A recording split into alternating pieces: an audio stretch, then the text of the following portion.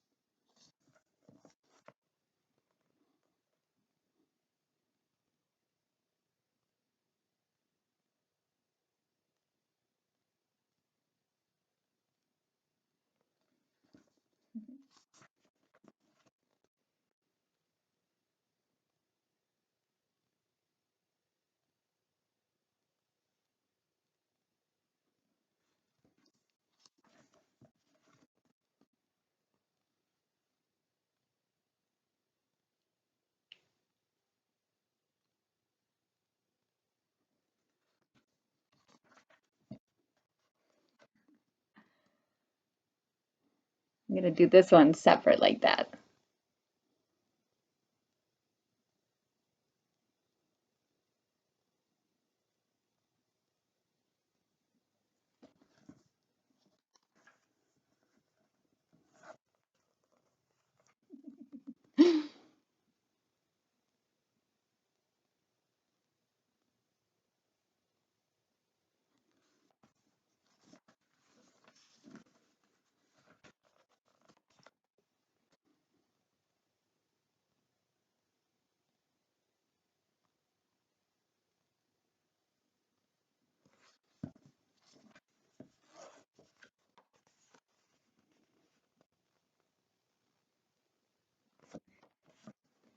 I love that book.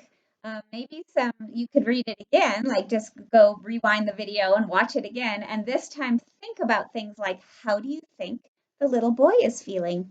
How do you think the puppy's feeling? How do you think that frog is feeling? Looks like there's a lot of emotions that go on these characters' faces, and they all feel different things at different times. And it also looks like to me that at the end, they're all happy. See you soon. Bye.